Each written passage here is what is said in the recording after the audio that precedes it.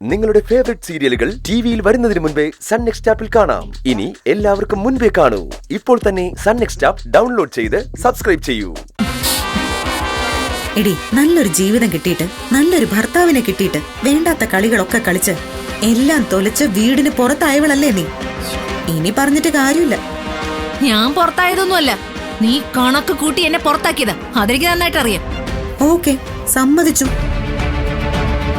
ഞാൻ നിനക്കെതിരെ തന്ത്രങ്ങൾ മെനഞ്ഞു, കണക്ക് കൂട്ടലുകൾ നടത്തി, എന്നിട്ട് നിന്നെ പുറത്താക്കാനും ശ്രമിച്ചു. പക്ഷെ നീ ബുദ്ധിയുള്ള പെണ്ണായിരുന്നെങ്കിൽ എന്ത് ചെയ്യണമായിരുന്നു? അവിടെ പിടിച്ചു നിൽക്കണമായിരുന്നു.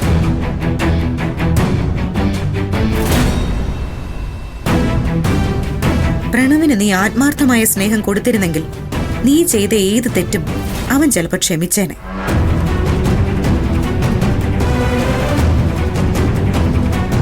ഇനിയിപ്പോ എല്ലാം പറ്റിപ്പോയി. ഈശ്വരമംഗലത്തുനിന്ന് പുറത്തിറങ്ങേണ്ടി വന്നു. അപ്പൊ നീ എന്താ ചെയ്യേണ്ടിയിരുന്നത്? താൻ പിടിച്ച മുയലിന് 3 കൊമ്പെന്ന് പറഞ്ഞ് നിൽക്കാതെ താഴേക്ക് ഇറങ്ങി വന്ന് പ്രണവിന്റെ മുമ്പിൽ ചെന്ന് മാപ്പ് ചോദിക്കണമായിരുന്നു.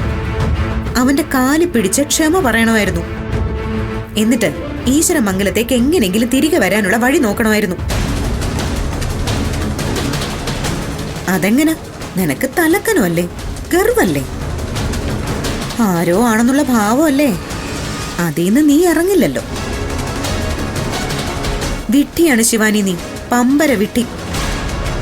നീ അഹങ്കാരം കാണിച്ചുകൊണ്ട് തൊലച്ചതേ നിന്റെ ജീവിതമാ. ഇനിയിപ്പോ ഒറ്റ വഴിയുള്ളൂ. ചോദിക്കുന്ന പണം ഈശ്വരമംഗലംകാര് തരും. അതും വാങ്ങി ഒഴിഞ്ഞു പോവാൻ നോക്ക്. എന്തു പറയുന്നു? പണത്തിന്റെ കാര്യം വല്ലതും ഞാനവിടെ സംസാരിക്കണം? നീ ഒരു കുന്തോ സംസാരിക്കണ്ട. എന്നെ അങ്ങനെ ഒഴിവാക്കിയിട്ട് പ്രണവിനെ കൊണ്ട് അവളെ കെട്ടിക്കാന്നുള്ള മോഹം കൊണ്ട് നടക്കാൻ വേണ്ട. പ്രണവിനൊരു ഭാര്യ ഉണ്ടെങ്കിൽ അത് ഈ ജന്മം ഞാൻ തന്നെയായിരിക്കും. അതൊന്നും ഇനി സ്വപ്നം കാണണ്ട, നടക്കാൻ പോകുന്നില്ല. നീ എന്താ എന്റെ വീട്ടിൽ കയറി വന്ന് എന്നെ വെല്ലുവിളിക്കണോ? അതേടി, വെല്ലുവിളിക്കുക തന്നെയാ. നിനക്കിനി എന്നെ തോൽപ്പിച്ച് ഈശ്വരമംഗലത്തേക്ക് വരാൻ പറ്റുമോ ഇല്ലയോ എന്ന് കാണിച്ചതാ. അന്ന് ഞാൻ പറയാം നിനക്ക് ബുദ്ധിയുണ്ടോ ഇല്ലയോന്ന്.